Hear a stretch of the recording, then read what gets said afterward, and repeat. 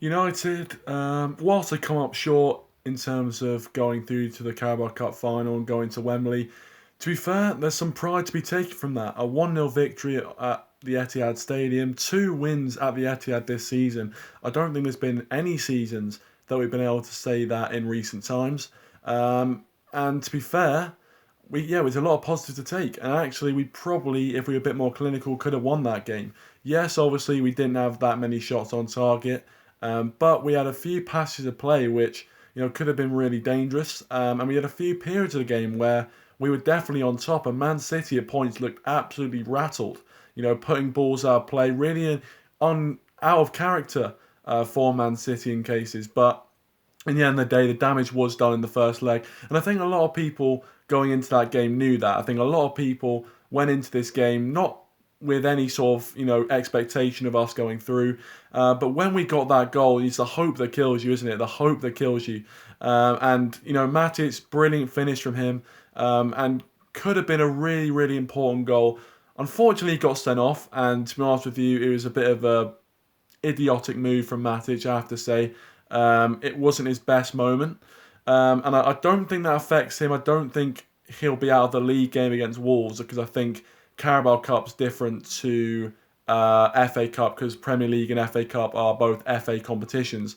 So I think maybe if you get sent off in the FA Cup, that does affect the Premier League, but I don't think EFL Cup does. I might be wrong. If I am wrong, let me know in the comments below. Please do correct me.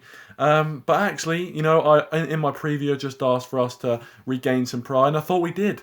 I thought there was definitely pride to be taken from that game, which was a refreshing change, because usually when I say, play with pride or regain some pride, we usually, make a fool of ourselves and get embarrassed. So, it was refreshing to see that actually we've come out of this game with a bit of pride. And actually, Man City didn't play well at all. I thought, even though they were the more dominant side, I don't think Man City realistically can come out of that game and said they had their best game.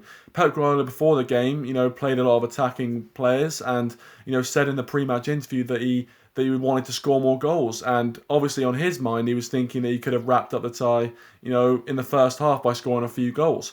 And they could have done that if they were a bit more clinical again. A few really good saves from David De Gea, to be fair. I think he'll be disappointed because, making those sorts of saves, we saw the old David De Gea back again. And the fact that he made those sort of saves, we got the goal, and we still weren't able to go on and take it to penalties at least.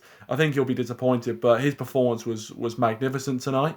A few dodgy plays out from the back, I have to say. Maguire, nearly getting us into an absolute tangle. But in the end of the day, we take pride from that, and obviously we don't go to Wembley. And yeah, maybe it sounds a bit of a small club mentality when I'm saying we take pride from a semi-final, but we have to recognise that's where we are now. We're in the position where Man City are so much better than us. They're so far ahead of us, and we've gone to Etihad and won 1-0, and they haven't scored. And the way we played in patches, we have to take pride from that, especially from the fact we don't have Pogba, we don't have Rashford. We've got some key players out, and we're still producing these sort of performances. So it is good to see. And it's just a bit of a shame that we can do that against Man City one week, and then, we can get battered by Burnley at home the other week. It's so inconsistent. It's so frustrating to watch as a fan, because if we played like we did today every week, we'd probably be in the top four. But ultimately, what can you do?